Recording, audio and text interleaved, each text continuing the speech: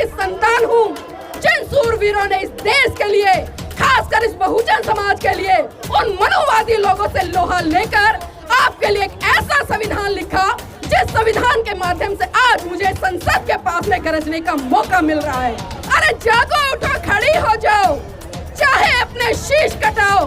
अरे किसी और के लिए नहीं, अरे किसी और के लिए नहीं, बल्कि अपने लिए और अपनी आने वाली संतानों के लिए इन मनोवादियों को धूल चटाओ। लगातार पाखंडवाद, रूढ़िवाद, अंधविश्वास के खिलाफ आंदोलन छेड़ा और साफ साफ उन्होंने कहा कि ईश्वर नहीं है, ईश्वर बिल्कुल भी नहीं है। और जो लोग ईश्वर की पूजा करते हैं मैं उन्हें मूर्ख मानता हूँ, और जो लोग ईश्वर का प्रचार करते हैं वो धूर्त है, पापी है, दुराचारी है। संविधान खतरे में है तो हम क्या कर रहे हैं? हम क्या कर रहे हैं? हम 85% होने के बावजूद भी उस संविधान की रक्षा नहीं कर पा रहे। तो लानत है हमें ऐसी जिंदगी पर, लानत है हमें बाबा साहब का न्याय होने पर। नीले पटके गले में डाल लिए है, मूंछों पे ताव लगा लिया है, नीली पटकड़ियां बांध ली है और हम मंचों से जय भीम के बड़े बड़े नारे लगाते हैं, लेकिन कभी उस जय भीम की विचारधारा को हम समझने का काम करते हैं? शायद नहीं। कि शिक्षित बनो, संगठित करो और संघर्ष करो। ये कब हो पाएगा? जब हम सही रूप से अपने बहुजन महान पुरुषों की विचारधारा को पढ़ेंगे।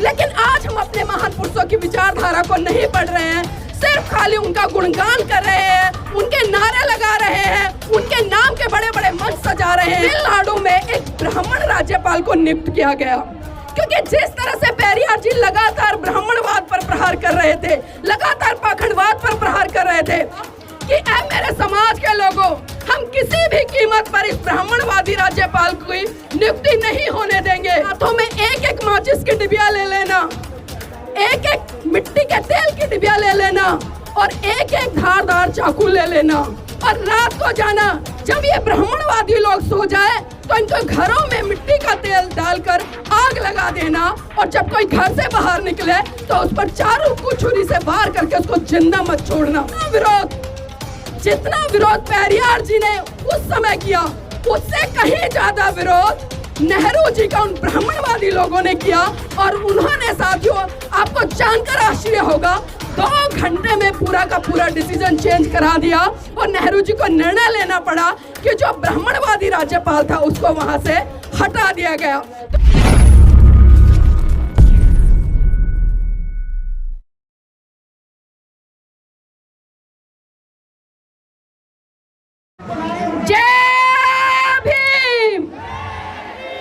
नहीं साथियों, आपसे ज्यादा तो मेरी आवाज है। आपकी आवाज में इतना दम होना चाहिए कि संसद में बैठे तमाम लोगों की कानों में मैं कहती हूँ कि ऐसी गूंज सुनाई दे और उन्हें पता चले कि आज जंतर मंतर की धरती पर बाबा साहब के अनुयायी बैठे हैं, पेरियार के अनुयायी बैठे हैं। तो एक बार जोरदार बुलंद आवाज में जय भीम। बहुत खूब। जब जब जय भीम की बात आती है, जब जब जय भीम का नारा गूंजता है तो दिल में क्रांति उत्पन्न होती है, एक विचार उत्पन्न होता है और कहीं ना कहीं इस समाज की बहन बेटियों जैसे, इन भाइयों जैसे तमाम योद्धा इस देश में पैदा होते हैं। मुझे गर्व है कि मैं उन महान सूरवीरों की संतान हूँ जिन सूरवीरों ने इस देश के लिए, खासकर इस बहुजन समाज के लिए, उन मनोवादी लोगों से लोहा लेकर आपके लिए एक ऐसा संविधान लिखा जिस संविधान के माध्यम से आज मुझे संसद के पास में गरजने का मौका मिल रहा है। तो मैं अपनी बहनों से कहना चाहूंगी कि जागो, उठो, खड़ी हो जाओ। अरे जागो, उठो, खड़ी हो जाओ, चाहे अपने शीश कटाओ। अरे किसी और के लिए नहीं, अरे किसी और के लिए नहीं, बल्कि अपने लिए और अपनी आने वाली संतानों के लिए इन मनोवादियों को धूल चटाओ, इन मनोवादियों को धूल चटाओ। साथियों, आज हम जिस तरह से अपने हक अधिकारों की बात कर रहे हैं, आखिर ये हक अधिकार कौन से हैं और कौन है वो लोग जो इन हक अधिकारों को छीन रहे हैं? आप सबको पता है, चंद मुट्ठी भर लोग कहीं ना कहीं इस देश के 85% जो जनता है, जो आवाम है, उस पर अगर शासन कर रहे हैं या शोषण कर रहे हैं तो उसका दोषी कौन है? क्या वो लोग हैं या हम लोग हैं? कभी सवाल किया है आपने अपने आप से रहे हैं ना, वो दोष उनका नहीं बल्कि दोष आपका है, जो आप उन 15% लोगों को अपने ऊपर आमंत्रित करते हो। क्योंकि साथियों, जिस तरह से पेरियार जी ने लगातार पाखंडवाद, रूढ़िवाद, अंधविश्वास के खिलाफ आंदोलन छेड़ा और साफ साफ उन्होंने कहा कि ईश्वर नहीं है, ईश्वर बिल्कुल भी नहीं है, और जो लोग ईश्वर की पूजा करते हैं मैं उन्हें मूर्ख मानता हूं, और जो लोग ईश्वर का प्रचार करते हैं वो धूर्त है, पापी है, दुराचारी है। तो इसलिए मेरे समाज के लोगों, उन रूढ़िवादी परंपराओं से बाहर निकलो, उस अंधविश्वास से बाहर निकलो, उन पाखंडवाद की जंजीरों को तोड़कर अपने लिए आजादी के स्वतंत्र द्वार खोलो और संविधान के तहत अपने जीवन को जीने का एक मुकाम हासिल करो। क्योंकि लगातार हम बात कर रहे हैं, तमाम वक्ताओं ने बात की कि संविधान खतरे में है। अरे भाई, संविधान खतरे में है तो हम क्या कर रहे हैं? हम क्या कर रहे हैं? हम 85% होने के बावजूद भी उस संविधान की रक्षा नहीं कर पा रहे। तो लानत है हमें ऐसी जिंदगी पर, लानत है हमें बाबा साहब के अनुयायी होने पर, लानत है हमें पेरियार जी के अनुयायी होने पर। मैं यहाँ पर एक बात कहूंगी, शायद बहुत सारे लोगों को कड़वी लग जाए। साथियों, अनुयायी और भगत में बहुत बड़ा फर्क होता है, क्योंकि आजकल मैं देख रही हूँ एक ट्रेंड बन गया है। हमने नीले पटके गले में डाल लिया है, मूंछों पे ताव लगा लिया है, नीली पटकड़ियां बांध ली है और हम मंचों से जय भीम के बड़े बड़े नारे लगाते हैं। लेकिन कभी उस जय भीम की विचारधारा को हम समझने का काम करते हैं? शायद नहीं, शायद नहीं। अगर समझते तो मैं सही मायने में कह सकती हूँ कि जिस दिन इस बहुजन समाज के लोगों ने अपने महान पुरुषों की विचारधारा को पढ़ लिया, उसको जान लिया, उसको मनोसात कर लिया और उसको जन जन तक प्रचारित और प्रसारित कर लिया, तो वो दिन दूर नहीं होगा जब आपके हाथ में इस देश की सत्ता होगी और आप इस देश के हुक्मरान बनेंगे। लेकिन जरूरत है आज हमें संगठित होने की, क्योंकि बाबा साहब ने इस समाज के लिए, इस देश के लिए 3 मूल मंत्र दिए। लेकिन क्या सही मायने में उन 3 मूल मंत्रों पर हम काम कर रहे हैं? बहुत सारे लोग अलग अलग तरीके कैसे कहते हैं कि शिक्षित बनो, संगठित रहो, संघर्ष करो। लेकिन बाबा साहब के ये 3 नारे साथियों अगर इंग्लिश में देखें और उनका हिंदी में मैं अनुवाद करूं, तो बाबा साहब ने साफ साफ निर्देश दिया कि शिक्षित बनो, संगठित करो और संघर्ष करो। ये कब हो पाएगा? जब हम सही रूप से अपने बहुजन महान पुरुषों की विचारधारा को पढ़ेंगे। लेकिन आज हम अपने महान पुरुषों की विचारधारा को नहीं पढ़ रहे हैं, सिर्फ खाली उनका गुणगान कर रहे हैं, उनके नारे लगा रहे हैं, उनके नाम के बड़े बड़े मंच सजा रहे हैं। लेकिन सही मायने में धरातल पर जाकर जो काम हम लोगों को करना चाहिए शायद नहीं कर रहे हैं। मैं अपने आप को भी इंक्लूड कर रही हूँ उसमें, मैं किसी का नाम नहीं ले रही, क्योंकि आज बहुत सारी कमियां हैं हम में। हम दूसरों की तरफ तो उंगलियां उठा लेते हैं, लेकिन कभी भी अपने गलेवान में झांक के का काम नहीं करते। और जिस दिन हमने ये काम शुरू कर दिया ना, मैं फिर दोबारा से कह रही हूँ कि आप इस देश की सत्ता पर राज करेंगे। लेकिन साथियों, जो अनुयायी होता है, क्योंकि मैंने यहाँ पर भक्त की डेफिनेशन दी कि वो जो जयकार करता है, वो फूल मालाएं चढ़ाता है, हर साल उनकी जयंतियां मना लेता है और फिर उसके बाद घर में जाकर आराम से सो जाता है। लेकिन जो अनुयायी होता है, अनुयायी में देखिए कितना बड़ा फर्क होता है। अनुयायी भी बाबा साहब की और महान पुरुषों की जयंतियां मनाता है, उनके संघर्षों को समझता है, उनकी विचारधारा को मनोसात करता है। लेकिन वो कभी भी घर में जाकर नहीं सोता भक्तों की तरह, बल्कि वो रात दिन जमीन पे जाकर, समाज के बीच में जाकर समाज के लोगों को जगाने का काम करता है। और यही काम लगातार मेरे समाज की तमाम बहन बेटियां कर रही हैं। बाबा साहब ने एक बात कही थी कि मैं किसी भी समाज की उन्नति इस बात से आंकता हूँ कि उस समाज की महिलाएं कितनी पढ़ी लिखी हैं और कितनी जागरूक हैं। और आज यहाँ पर मुझे देखकर बहुत खुशी हुई और मैं गारंटी से कहती हूँ, अगर बाबा साहब आज जिंदा होते तो शायद इस नारी शक्ति को देखकर वो गदगद हो गए होते। क्योंकि आज कहीं ना कहीं मेरे समाज की बहन बेटियां मिशन मूवमेंट में निकलकर आगे बढ़ रही हैं और उस कारवां को संभाल के रख के लेके आगे तक ले जा रही हैं। क्योंकि साथियों, अक्सर हमने देखा है, क्योंकि कहीं ना कहीं बहुजन समाज के साथ साथ देश की महिलाएं भी पाखंडवाद, रूढ़िवाद और न जाने कितनी परंपराओं में फंसी हुई हैं। लेकिन यहाँ पर मैं पेरियार जी की साथियों कुछ घटना का जिक्र जरूर करना चाहूंगी, क्योंकि आज उनकी जयंती भी हम यहाँ पर हर्षोल्लास के साथ मना रहे हैं। साथियों, बात उस समय की है जब तमिलनाडु में एक ब्राह्मण राज्यपाल को नियुक्त किया गया।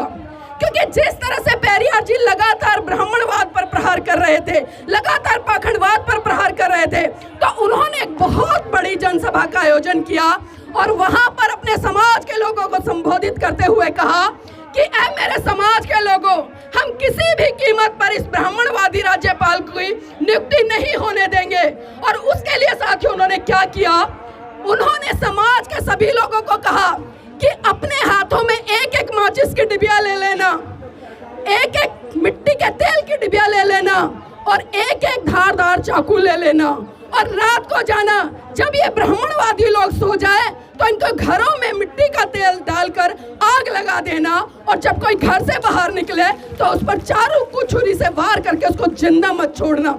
साथियों, जितना विरोध पेरियार जी ने उस समय किया, उससे कहीं ज्यादा विरोध नेहरू जी का उन ब्राह्मणवादी लोगों ने किया। और उन्होंने साथियों, आपको जानकर आश्चर्य होगा, 2 घंटे में पूरा का पूरा डिसीजन चेंज करा दिया और नेहरू जी को निर्णय लेना पड़ा कि जो ब्राह्मणवादी राज्यपाल था उसको वहां से हटा दिया गया। तो ये ताकत थी हमारे महान पुरुषों की। तो आज मेरे समाज की बहन बेटियों को घर की 4 दीवारी से निकलने की जरूरत है। और आज मैं कहती हूँ हमारी लड़ाई कलम की है, क्योंकि हमारे महान पुरुषों ने हमें कलम थमाई। बाबा साहब, फूले, पेरियार, इन सब ने हमें कलम दी। लेकिन जिस तरह से अगर मैं पेरियार जी की बात करूं तो साथियों उन्होंने जूतों से स्वागत किया, उन्होंने जूते से स्वागत किया। और एक घटना का जरूर मैं जिक्र करना चाहूंगी, क्योंकि आजकल देश में जो सिनेरियो बना हुआ है, कहीं ना कहीं हम देख रहे हैं आज बहुत सारी चीजें ऐसी लादी जा रही हैं जिनका इस देश के लोगों से कोई भी सरोकार नहीं है। आज विज्ञान पर पाखंडवाद को हावी किया जा रहा है। अभी सुबह सुबह जिस तरह आपने देखा, एक मंच सजा था और वहां पर साफ साफ लिखा था कि एक व्यक्ति की गर्दन काटने पर इतने करोड़ रुपए का इनाम। आखिर चल क्या रहा है भारत देश में कि दिन दहाड़े भगवाधारी लोग, जिन्होंने की भगवा संस्कृति को भी बदनाम कर दिया है, वो दिन दहाड़े करोड़ों रुपए का इनाम रख देते हैं गर्दन काटने पर। अब सोचिए ये ताकत आती कहां से है इन लोगों को, ये ताकत आती कहां से है, ये हिम्मत आती कहां से है? क्योंकि हम चीजों को समझ नहीं पाते, क्योंकि कहीं ना कहीं सत्ता में बैठे हुए लोग और प्रशासन में बैठे हुए लोग इनके हाथों की भी कठपुतली बने हुए हैं। क्योंकि जो लोग आज लगातार हिंदू राष्ट्र की मांग कर रहे हैं, मैं आपको बता दूं, अगर ये भारत हिंदू राष्ट्र होता है ना, तो ना मैं यहाँ पर बोल पाऊंगी, ना आप यहाँ पर बैठकर मेरे विचार सुन पाएंगे। तो मेरी बहनों, मेरे भाइयों, खड़े हो जाओ। ये लड़ाई हमारे स्वाभिमान की लड़ाई है, ये लड़ाई हमारी आजादी की लड़ाई है। क्योंकि 1947 में हम अंग्रेजों से तो आजाद हुए, 1947 में हम अंग्रेजों से आजाद हुए और 75 साल होने पर जिस तरह से भारत की सरकार ने अमृत महोत्सव मनाया, लेकिन मैं उनसे भी पूछना चाहती हूँ कि जिस देश में दिन दहाड़े बहन बेटियों के साथ में बलात्कार हो जाता हो, जिस देश में रोजगार के लिए युवा सड़कों पर भटकता हो, जिस देश में महिलाएं पेंशन के लिए भटकती हो, जिस देश में 19 लाख प्रतिदिन लोग भूख से सोते हो और जिस देश में 3000 से ज्यादा बच्चे भूख से मरते हो, तो क्या वहां पर आजादी के अमृत महोत्सव मनाना चाहिए या नहीं मनाना चाहिए? आप खुद जवाब दीजिए। क्योंकि सरकारें बड़े बड़े वादे करती हैं, बड़े बड़े जुमले फेंकती हैं, लेकिन हमारी क्या भूमिका है? आज हम किस तरह से उस दिशा में काम कर रहे हैं? और बाबा साहब ने एक बात और कही थी कि साथियों, आपकी हर समस्या का समाधान संसद के अंदर है और आपको उस संसद के दरवाजे के अंदर घुसना है, उस ताले को खोलना है। लेकिन इसी के साथ साथ में बाबा साहब ने एक बात और कही थी कि राजनीतिक सत्ता हासिल करने के लिए आपको अपनी गैर राजनीतिक जड़ें मजबूत करनी पड़ेंगी। और वो कौन सी गैर राजनीतिक जड़ें हैं? आज ना तो हमारे धार्मिक आंदोलन है, ना आज हमारे सामाजिक आंदोलन है। मैंने तमाम ऐसे धार्मिक आंदोलन देखे हैं, चाहे लखनऊ की बात करूं, गोरखपुर की बात करूं, दिल्ली की बात करूं, गुजरात की बात करूं, राजस्थान की बात करूं, वहां से भीड़ भरकर वहां बुला ली जाती है, वहां से भरकर वहां बुला ली जाती है। तो क्या हम ऐसे सांस्कृतिक परिवर्तन कर पाएंगे? हम भले कहने के लिए बोध हो गए, लेकिन जो हमारे संस्कार हैं, हमारी संस्कृति है, आज भी कहीं ना कहीं उसमें हिंदू धर्म का पुट हमें देखने को मिलता है। और यहाँ पर मेरी तमाम बहनें बैठी हैं, एक बार आप खुद अपने तरफ देखिए, सबने मांग में सिंदूर लगाया हुआ है। क्या लगाया हुआ है? मांग में सिंदूर लगाया हुआ है। ये कौन सी संस्कृति का प्रतीक है? बताइए मुझे, ये कौन सी संस्कृति का प्रतीक है? गले में मंगलसूत्र है, ये कौन सी संस्कृति का प्रतीक है?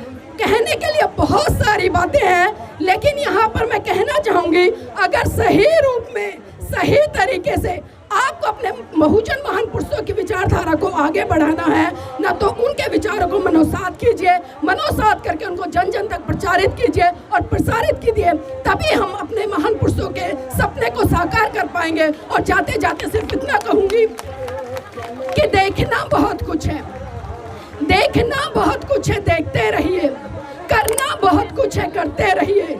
समाज आज भी बलिदान मांगता है, पर सच तो यह है मेरे साथियों, आज आपसे आपकी जान नहीं बल्कि आपका ईमान मांगता है, आपका ईमान मांगता है। और मैं बहुत बहुत धन्यवाद करती हूँ दीदी निर्देश जी को, जिन्होंने ये मंच दिया, और आप सभी को कि आप इतना समय निकाल कर यहाँ पर आए। जय भीम।